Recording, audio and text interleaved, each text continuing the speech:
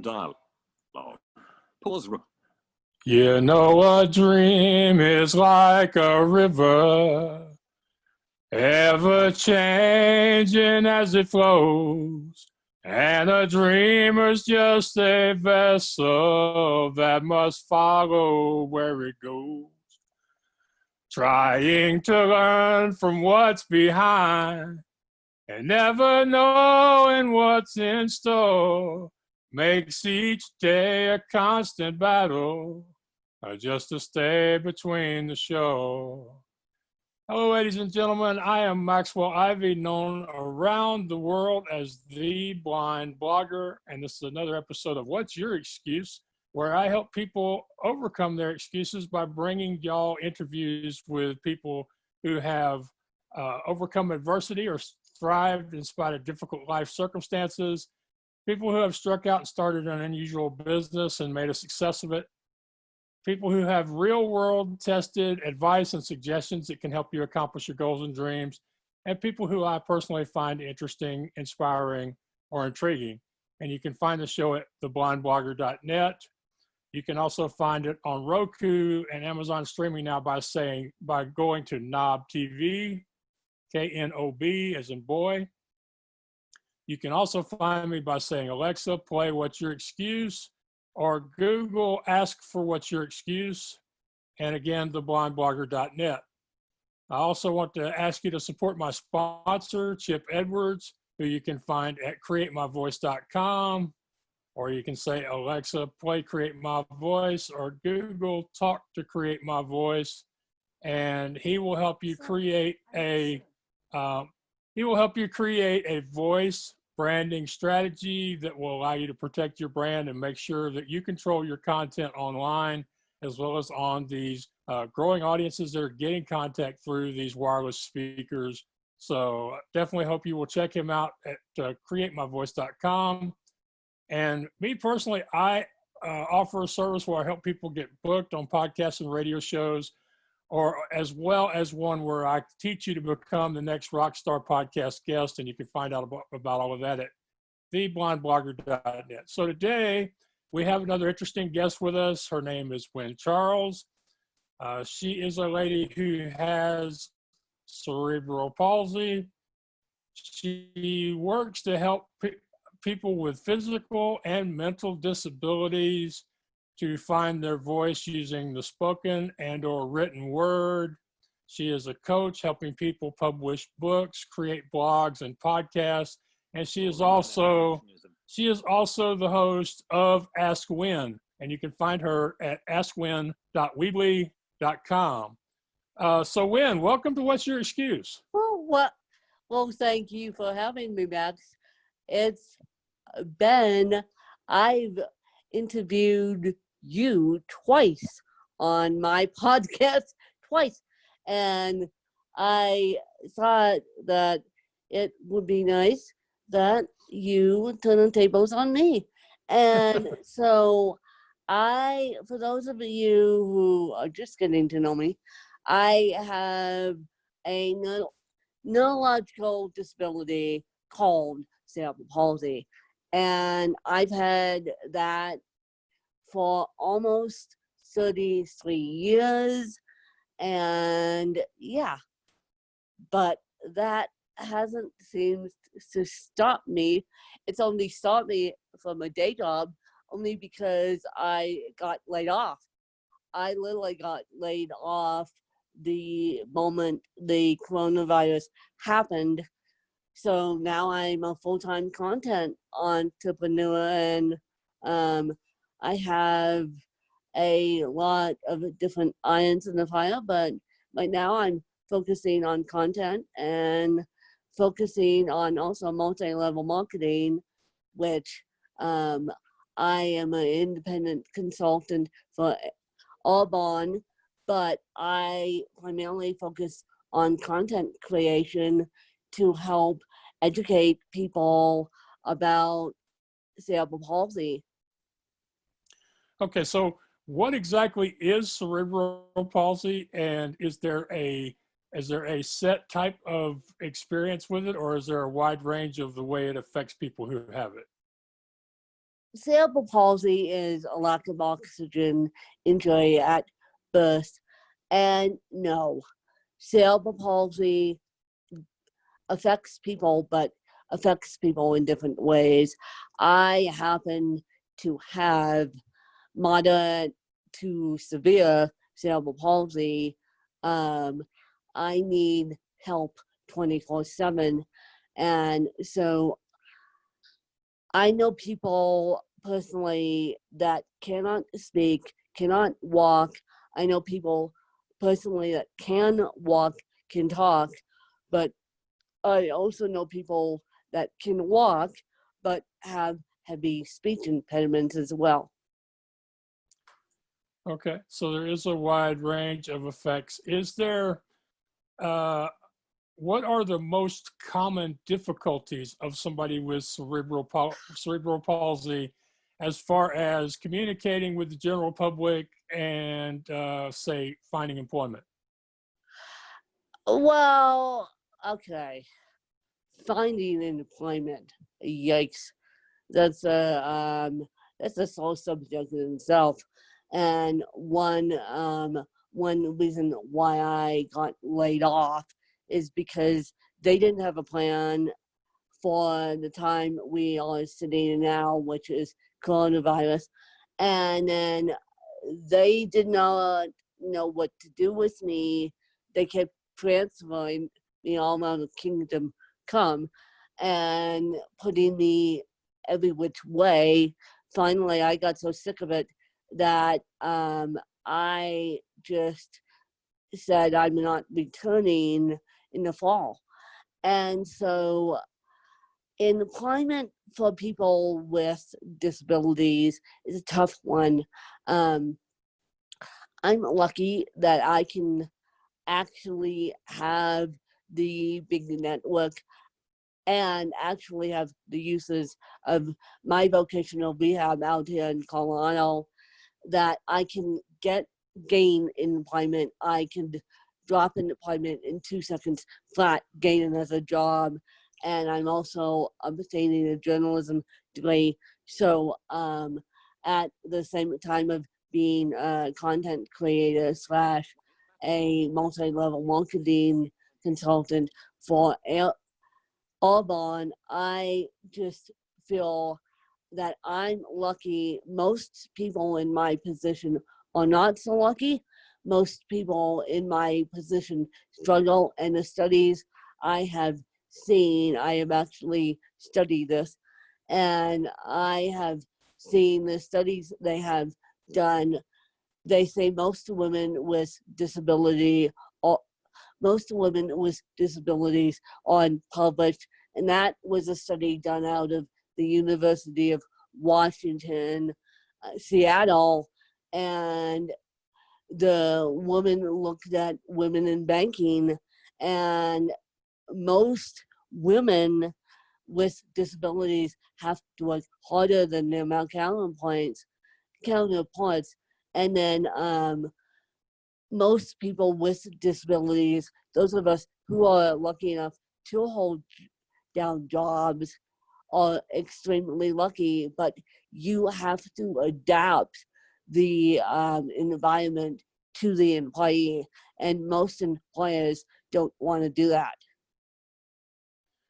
Right. Have you found that it pretty much comes down to the quality of the rehab services available in the state, and even down to the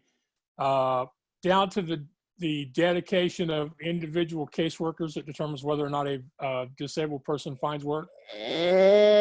Yes, but I was very lucky to find my original jobs, my 2 original jobs, without vocational rehab. It's only because I'm going into a completely different field that I will use vocational rehab to help me find a job.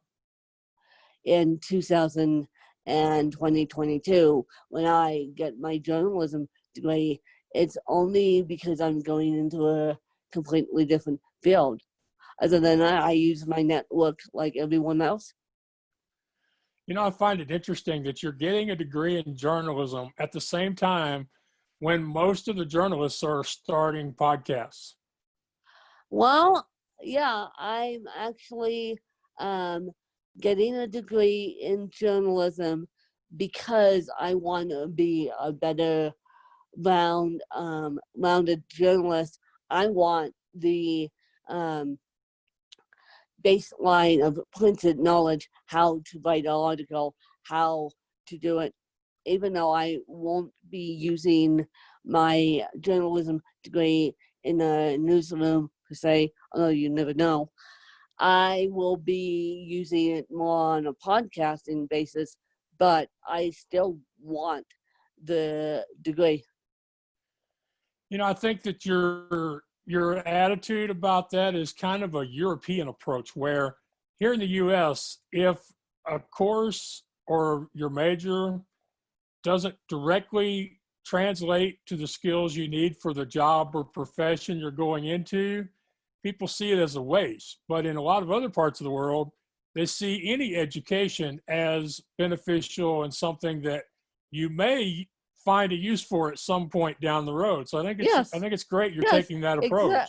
Exactly. I'm taking the foreign approach. Maybe that's because of my mom not being from here. My mom was originally from Canada, moved to the Bahamas, and then immigrated to the U.S. Okay, now you mentioned Corona, and us podcasters are being asked to mention this just even though it may be several weeks before our interviews go live. Me personally, I'm here at my house in my bedroom where I would usually record. I'm safe and healthy. So is my immediate family. And the only person I knew who had been affected by Corona, thankfully it turned out he was negative for Corona, and he had a different kind of flu. So one, how is your health? How is the health of the people around you, such as the people who help you? You mentioned having assistance 24/7.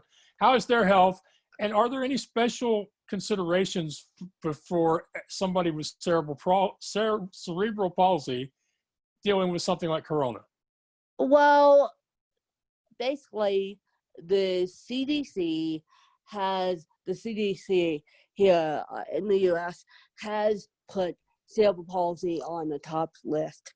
They've put, because cerebral palsy is a neurological condition, they've put cerebral palsy on the top list. And all my immediate friends and all my immediate aides know that I have cerebral palsy. And in fact, before we got on this interview, Max, I was reading from a local perspective, and I'm in Aspen, Colorado, which means the tourist attraction city of the Mecca. And so Aspen, Colorado is actually shut down. We're coming out of a slow lockdown, so shelter in place mode. And then I am perfectly fine. My aides, my stepmom also knows that when they go out, they have to wear a mask because they're coming home to, well, my stepmom is, and my aides are coming into a at-risk person. So we all pretty much know that. And I knew flying home from a podcast movement what I was getting into. I have been in self-quarantine since March 9th. Right. Yeah, I should mention that while me and Wynn have known each other for a couple of years now, you rarely get to meet other podcasters in person. But I was lucky enough to get to meet Wynn at Podfest in Orlando back the first week of March. Yeah. And it's pretty much the last big event to happen this year. Yes. And everybody's going around like, okay, should we have stayed home? And my response was, this could be like a bride or groom's bachelor party. This could be the last party we have for a long time. So I Yeah. wasn't about to stay Yeah, home myself. no, I wasn't either. I I actually got a shift in my own body in August of 2019. I was approached with something and I turned that something down. And that something was my stepmom asked me, "Do you want to go skiing?" And I said, "Absolutely not." And my stepmom and aide at the time thought, well, Wynn is grieving the loss of her dad, which I had just lost my dad in May of 2019. No, what I was preparing my shelter in place moves because I felt a shift in my own body. Okay. All right. And so I didn't want to be I didn't want to be functioning after podcast movement because I know my own body, I know my limitations. And if I was functioning after podcast, I would have had the ski season shut down on me. I would have had everything else shut down on me. So my last move was Podfest in Orlando. Yeah. Yeah. And I tell you, it was interesting at Podfest this year because last year I was the only person with a disability there. I was it. This year, there was another blind gentleman, David Goldstein. There was you, and there was a woman there with a emotional wellness dog. So I think she probably, I wish I'd have made a point to actually be introduced to her because I'm guessing she must have had some sort of a mental health issue if Yeah. she brought a dog as difficult as it is to travel with a service animal. So have you had any experience with service animals and cerebral palsy? Or is that something you've considered or ever done? I have considered, and this is public knowledge, people know I want a service dog so bad, but I have to play my cards here because the service dogs are getting a bad rap because of what you just said. Emotional support animals are coming out left, right, and center. And so people know I want a service dog, but when the time is right, I will get a service dog. Right. Well, for those people who don't know, I actually have been considering a guide dog, and at first I thought it was time for me to get one, and then I thought, well, my lifestyle isn't stimulating enough for a dog. And then I got in a conversation with some people who have guide dogs or who have had them or been involved in their training. And it was explained to me that there are dogs who are actually, would actually be great dogs for somebody like me, but would ordinarily be washed out of the training program if they didn't have somebody that was maybe a little less physically active like me. So I'm still considering it myself. I think that the airlines are probably doing all of us a great favor by putting a stop to the fake service animals by making, people prove that, Oh, yes. Oh, making yes. so And that, I actually have a friend who, believe it or not, got the vest off Amazon and did all that, and just so he could bring his dog to work.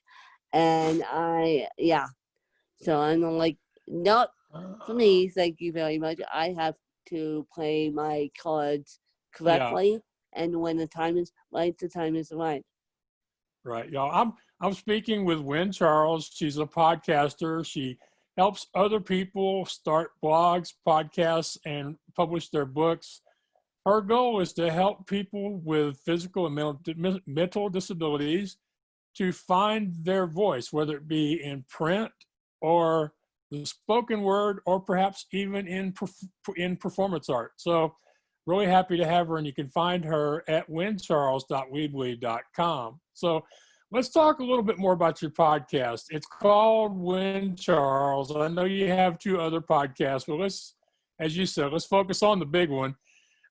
When did you start the podcast, and what made you decide, hey, I want to have a podcast? I started the podcast back in 2011, and Wow. my podcast is called Ask Win, and I interview people from all walks of life. I interview the disabled. I interview every which one, and I interview people with disabilities, able-bodied people too, because I am trying to educate myself about other disabilities, and I am also trying to educate the public about cerebral palsy. Well, great. And the podcast, let's see, 2011. That means you've been doing this for 9 years. I mean, Yeah. wow. I mean, Yeah.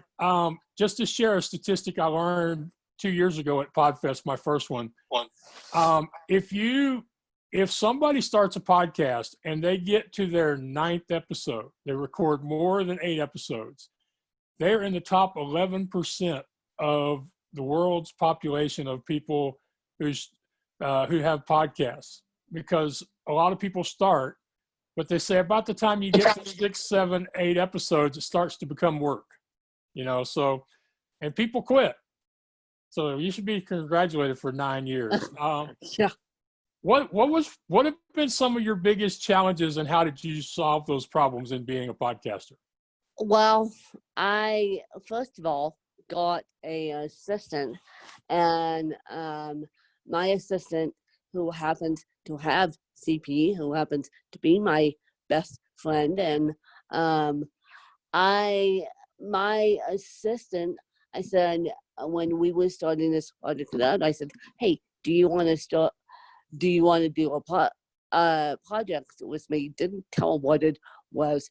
And she goes, well, what is it? I said, a podcast. I said, well, what do you want to do? I want you to be involved. She goes, I'll do scheduling. And that was that. Yeah, that was that. So I have an assistant. I also use a calendar system that helps my assistant keep it organized so that she doesn't have to play the backwards, forward, wild goose chase of email. But it's interesting because my assistant has gotten to the point where things just magically appear on my calendar. I mean, I don't even touch the scheduling. I do the podcast hosting. I pay for production, and that's it. Yeah. Now we have totally different approaches to this. You pay for production and have your show polished. Me, I basically tell people it's recorded live, and whatever we get down on the recording, that's what's going to show up on the internet. And so far I've been able to get away with that because it fits my, what's your excuse brand. But lately, as I've been encouraged to improve the quality of my video recording, I'm starting to think that maybe it might be time to get my audio edited, or have somebody edit both the video and the audio before I upload them. But so far I haven't actually decided that, but I'm starting to think about it. Well, how many hours would you say goes into you posting a new episode of your show? Well, I've also trained my assistant to do that. So it takes a good 4 hours because my editor is pretty quick. After I get off recording an episode, my assistant turns it around to an editor, and then my editor just sends it back to my assistant. She uploads it. Right. And which hosting company are y'all using? I am using Libsyn. Libsyn. Okay. Well, I am with Blueberry, or Blubbery, but that's mainly because I'm not really a high tech person, and I find their platform very user friendly to my screen reader. Which leads me into a question I should have asked much sooner. In your bio, it mentions using accessible technology when possible. So, what technology do you use? What technology do you use personally, and what are some of the things you've helped other people adopt as far as getting them to get themselves to do what they need to do? Speech dictation, and people know that I use speech dictation, and I also use, well, this is not assistive technology in my book. This is a book publishing platform. I use Kindle Direct Publishing. I also use Draft to Digital. I also teach people how to use Draft to Digital, and I also help them upload their books if they have a physical disability, because Draft to Digital is a little bit more disabled friendly than Amazon. Amazon is a pit. And I have spoken to blind individuals about this. I have spoken to blind individuals, and Amazon, when it comes to accessibility, they are the pits. And I don't like them. I like to use what I like to use, which is Draft to Digital. Draft to Digital, you can actually pick up the phone and get someone there on this front end to answer questions. And because I learned the hard way, because I've been in this arena since 2010, even though I started the podcast in 2011, I first published my book. And I learned that hard way that Amazon is not friendly to the disabled at all. Okay, so what is this app you prefer to use? Is it Drafts? Draft to Digital. Draft. Oh, draft to digital. Okay. Draft2digital.com. All right. Now, do they do the publishing, or do they submit it to Kindle for you? How does that part of it work? They do the more ebook side of it. They have partnerships with libraries, and partnerships with Kindle, and partnerships with Apple Books, and then partnerships with Tolino, and then partnerships all over the planet. And you hit two simple buttons, you agree to the terms, you're done. And all you have to do is upload the cover. And then England Sparks is another one I use, which England Sparks does print. So And that's what books is that one? Ingram's Sparks. Ingram's. And yeah. Okay, Ingram's books. And they do the print on demand, similar to what Create Space used to be before they combined it with Kindle Direct Publishing. Okay. Yes. Ingram books. Yes.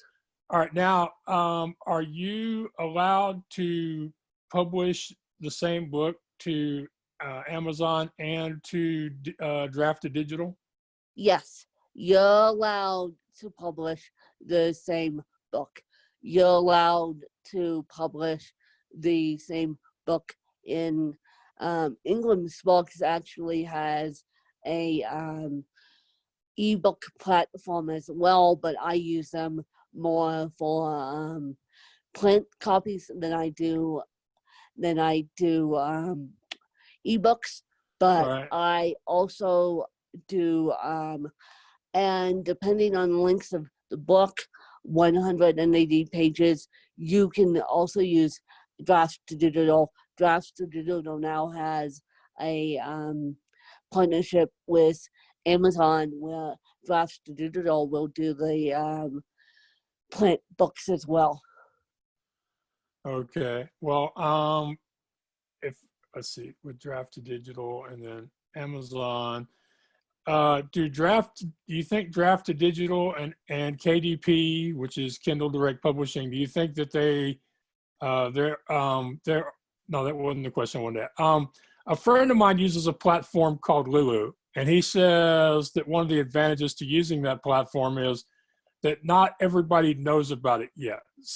And as a result, your book can actually get seen more quickly than it would on Amazon. Is that the case also with Draft to Digital? Well, with all these book distributors, Max, you have to promote the book. You have to promote the book. And just like when you start a podcast, you have to promote the podcast. And just like when you start any company, you have to promote that company. Yeah, I think it is kind of interesting how there used to be a time, and it's probably 8, 9, 10 years ago when this stopped being the case.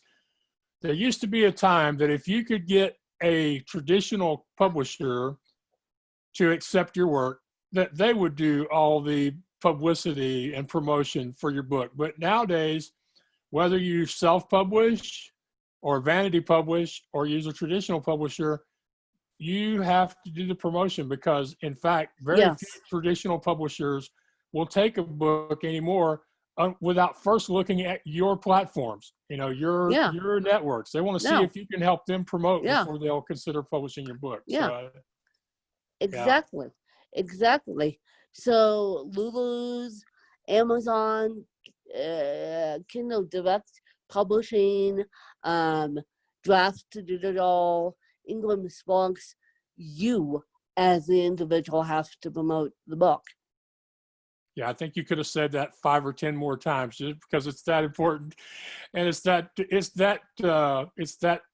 necessary, it's that critical, it's that elementary. So have you done any, could you mention a couple of your own book titles, and have you done any live book events to promote your books?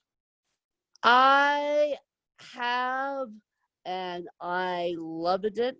And as soon as I can travel again, I will be doing a live book event, but primarily I work off of social media. Primarily, I'm doing social media, although I can have the options to travel. When I can, I love traveling. I love meeting people in person, but I'm a wizard when it comes to technology. Okay, so of the social media networks, which one are you finding the most valuable towards promoting your books? Twitter, and the second one would be Facebook. All right. Not much success with LinkedIn as far as promoting a book? LinkedIn is more now for my next book, which I'm working on. It's a book about podcasting, and I will use LinkedIn, but for my non-fiction work, I use Twitter and Facebook, and then I promote my books via my podcast when people ask me about it. So I don't necessarily, I've gotten to the point now where I can say I just post a link to a book and people seem to buy it and follow it and share it out, because I had a big network before I published I Come a Win, and I Come a Win landed up hitting Amazon #1 24 hours after it was published. Okay, so you've become an influencer then. So where do people go wrong with social media that keeps them from actually selling their book or their course or whatever other product or service they may have? They wrong by not looking under every single rock. They go along by not looking under every single rock. And I say that, and Max is laughing at me because he's blind. But you have to find out about every single rock. I just found out about, I turned over a rock today for my new company, the Audubon company that I'm now an independent consultant with. And it's like, I scour the internet, I scour my phone book, I scour my network. My network is out here. I didn't find resources. If it wasn't for me having the network that I do, I would be one stuck duck. Without the work I'm doing just as a disabled woman, because as your listeners may know, when you graduate high school, the services drop off the planet. And so without my network, I would be one stuck duck. And people like, when you're doing amazing, you have cerebral palsy and you're doing all this stuff. I say it's my network that does it. It's my network that does it, and it's everything that goes around my network. So did you start building this network before you graduated from high school or since then? I started building this network. I published that book in October. I started building my network in August of 2010, right after losing my mom, because I had just lost my job previously, and I knew that I wanted bank income for myself, and I knew that I needed help, and I knew that I wanted to make income for myself, and I knew that I wanted to be as financially independent as I could be. All right. And do you feel like you've achieved that level, or do you still have a little ways to go? I still have a little ways to go. I think within the next 2 years, I will achieve that level of being financially independent and not necessarily relying on a paycheck. Although I am on SSI and Social Security income, and I am financially stable. And so, but I have 2 years to go, and I just calculated that today, as a matter of fact, it's going to take me 2 years to build up my consultancy end of it. But I am going to do it and have you guys come along for the ride. All righty. So, being this person that is living with cerebral palsy, that's published books, hosts a podcast, helps other people get started as creative entrepreneurs, what is the one thing that you would tell people is the most important thing that they need to know, or most important skill they need to develop if they're going to be successful? Most important skill that you need to develop is, and I've learned this from other multi-level marketing companies and people that do multi-level marketing, most successful skill is be open to new opportunities, be open to finding those new opportunities, be open to networking with other people, be open to not when one door closes, be open to knocking down another door, because that's how I got through my life. I got through my life with the kindness of strangers and the kindness of care.com and the kindness of care.com is a AIDS site, by the way, and the kindness of people helping me. And it's the positive attitude. If you're going to be grumpy, people are not going to want to help you. All righty. Well, Lynn, I appreciate you spending some time with me on What's Your Excuse, and I look forward to seeing what else you get up to and where this journey of yours leads from here. Thank you.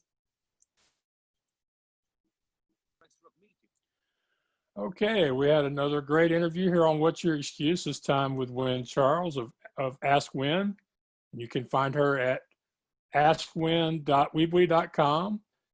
And a couple of things that stuck out to me is she talked about having a positive attitude, because people are more likely to help you if you're positive and upbeat than if you're grumpy, as she said it.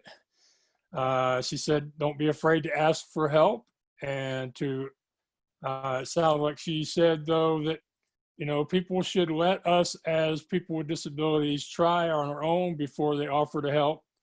But if you do offer to help and somebody says, no, they've got it, don't hold that against them if, a few minutes later they are willing to ask for your help. We all have to do that in our own time, our own schedule.